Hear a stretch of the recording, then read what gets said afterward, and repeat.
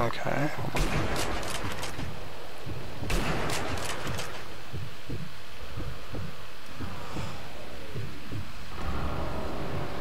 Okay, I'm way down there then.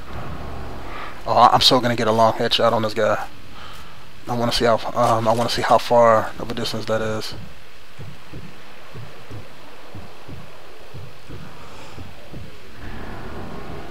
Okay. There we go. Oof. But people when they play it, I mean they got tired of Modern Warfare 3 real easy for some reason, and that's because nothing changes. You know what I'm saying? They're tired of the same old formula of Call of Duty. You know, because they've been playing it year in year out. There's no time to build up that anticipation of the next game, and that's the problem that Call of Duty has. So when they changed it to Black Ops 2, when they changed a lot of the stuff, I mean people are up in arms about it. But me personally, I think it's a change that Call of Duty needs, because otherwise, I mean, they could put out Black Ops 2, you know, set it in the same time and setting as Part 1, and people would play it when it come out, but it would be like the same. I mean, Call of Duty already gets a bad rap of oh man, don't nothing change in this franchise, yada yada yada. So I mean, they have to change something. Halo is doing the same thing this fall.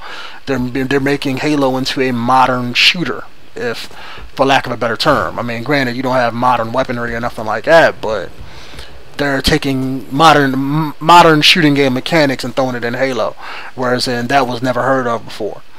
You know, they're going to be in the same place as Black Ops and Call of Duty come this fall. You're going to have a lot. You can't please everybody, so you're going to have a lot of your audience say, man, you know, say fuck that game, I'm not getting it. You know, they may try it out, but there are some that's going to be completely turned off from it because it's not what they're used to. But at the same time, you have to have that innovation to keep your audience interested and draw in new gamers, new people who pick up the franchise.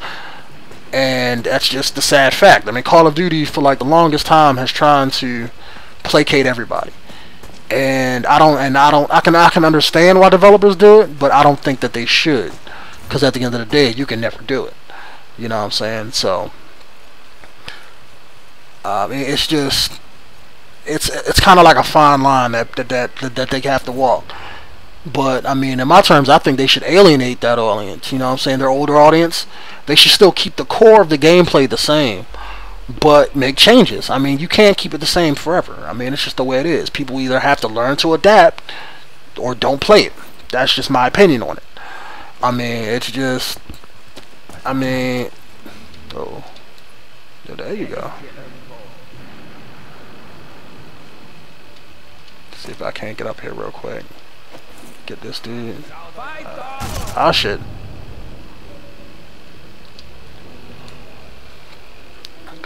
But I mean, that's just, you know, that's just my opinion on it, because I mean, that's life. I mean, you think they're gonna make Call of Duty 10 years from now and not change anything? No. So why start? You know, why start it now? They have to make innovations on it. They have to, just like anything else. Come on, drop him. Yeah, I had to drop him real quick. Ah.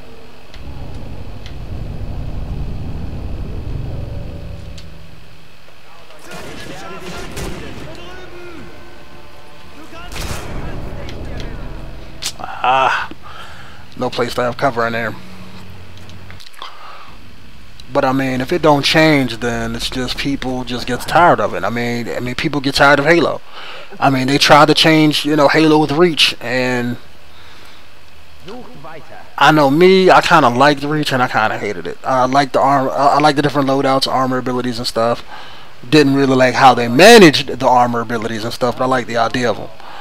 I mean, I know there's a lot of people that didn't, because they like the whole linear map format of the old school Halo, but it got tiring. They had to change it just like anything else. So, I mean, I have high hopes for Halo 4. That's probably my most anticipated game of the year, because I've always wanted. Oh. I've always wanted Halo to become a modern shooter because I loved the linear formats of the game and all that mess, but at the same time it got tiring. I mean, I played Halo when it first came out, like, you know, almost 10 years ago, or yeah, just about 10 years ago, and so to me, when I play it now, okay, that whole linear map format and all that bullshit, it feels old.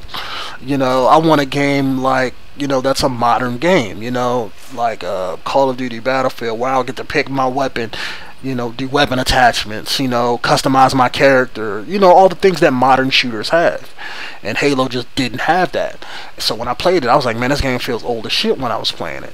It just feels old. I mean, to me, if maybe it would have been different if I started playing first-person shooters when Halo came out, but I didn't. I first started playing shooters back when first-person shooters first came out, like, you know, Doom and Wolfenstein 3D. So I remember the first multiplayer first-person shooter I played was, I think the first one that came out was Quake 1 back in '95. So it was, damn, shot the hell out of that dude.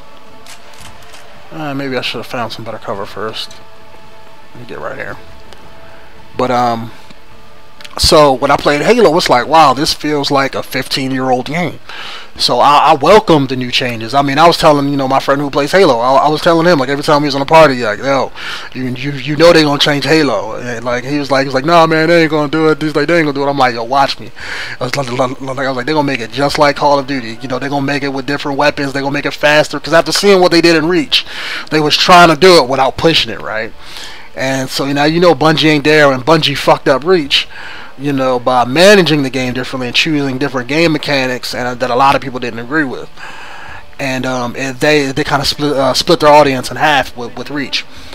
So 343, I was telling my friend, I was like, you know, they're gonna want to stake a claim. They're gonna want to make Halo 4 the best Halo they could possibly do, so that they could put it on the map saying that we're just as good as Bungie, if not better. And I was like, watch, they're gonna make it like a modern shooter. I guarantee you, because they're gonna want some of that Call of Duty money. That's what I used to always call it. And alright, they're coming in. Alright. And fuck. Fucking gun.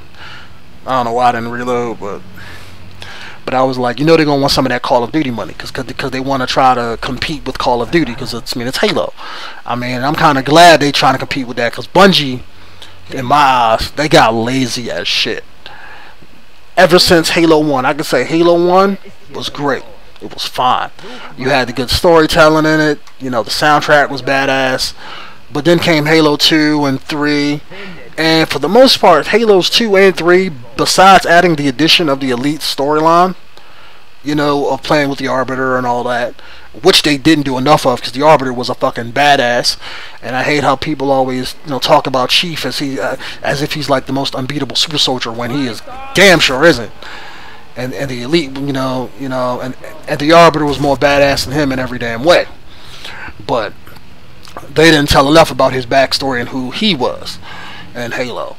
But Halos 2 and 3 were, for the most part, besides that whole side storyline and you fighting the Flood, no, I ain't gonna say fighting the Flood, but when you were, you know, the whole, besides the Elite storyline and seeing the war from the Covenant's perspective, they were trying to remake Part 1 in every fucking game.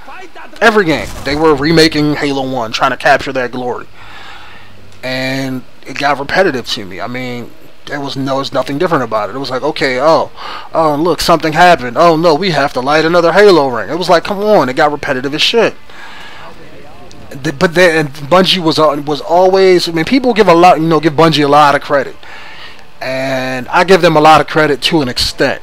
They were afraid to go out of the box, especially with Halo. I don't know if it was them or if it was because Microsoft wouldn't let them, but even in Reach,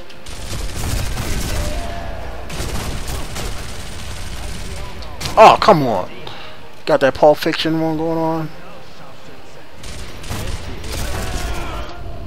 Fuck. Damn. They make you storm my bed with no cover, huh? But, you know, they just got lazy with Reach. I mean, they got lazy with Halo. They were afraid to go outside of the box to make the game great. And can I go up there and snipe them? Guess not. And like with Reach, my biggest problems with Reach was number one was Bloom. I didn't like Bloom. It takes away the skill factor that Halo 3 had. In Halo 3, you was either good or you sucked until you got better. And if you couldn't get better, then you just sucked. That's just the way it is. It was bottom line. You know, it wasn't easy like Call of Duty. And that's what I loved about it. I mean, I was terribly average at Halo 3, but I respected the fact that it was difficult. You know, it makes me, to me, when I play a game and I play a difficult game, instead of saying, "Oh man, this game is difficult," you know, this is like, and I'm getting my ass whooped. It makes me as a gamer like, you know, oh man, let me step my game up. You know what I'm saying? I gotta get better. You know, I gotta better myself. Whereas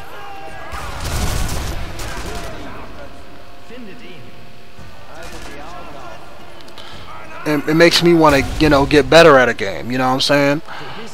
And when I played Reach, it's like they toned down the skill level. Like they took away skill matchmaking. They added Bloom, or I think they added Bloom. I mean, people always say it was there before, but it didn't feel like it if it was. So whatever they did, I didn't like it. And because they always say, well, okay, well, if you pace your shots, then your shots will be more accurate than the person who's just spamming. But given a certain distance, that wasn't true. You know, that person spamming would always kill you faster than you're pacing your shots. You know, because the Bloom would accidentally give them, like, you know, headshots because it would hit around the reticule rather than hitting where the reticle was pointing at. So that's why I didn't like it. I mean, it took away the skill aspect of the game. And it's just, I still played it because I like the updated graphics and all that stuff. I mean, I didn't outright dislike the game, so I didn't, you know, that much. Because, I mean, I just adapted, so I played it. I mean, I'm not the best in that either, but I still played it. You know what I'm saying? So, alright, I hear that voice is coming from over there. But just like with the campaign of Reach, they didn't go outside of the box. The only thing they went outside of the box on as far as campaign was the number one. I hated it. I liked the changes with the how they told the cinematic story in Reach. I'm gonna say that compared to Halo 3. But I hated the fact that they just said "fuck you" to the Fall of Reach book. When before they said this happened. Like when the book was written and all this stuff, they actually went back in their story and they was like, okay, well, this happened. I mean, this was how Reach felt. And then the game came out and it just superseded anything that the book had. And I thought that was fucking bullshit. Because that book is the best Halo book that I've ever read. It was badass as shit. And to have that be dubbed down for Reach's bullshit storyline where you didn't do shit the entire game besides fetch quests, I mean, it was just, it was boring. I mean, at the end of the day, it was boring as shit compared to the book. And they could have easily, if they wanted to go with their side story, then that's fine. I can understand that. But they could have made it fit into the book storyline easily. All they could have did was they could have been like, well, okay, while Master Chief and his team was going off doing this, Noble team was off on this side of the planet doing something else. That's all they could have said. Fuck.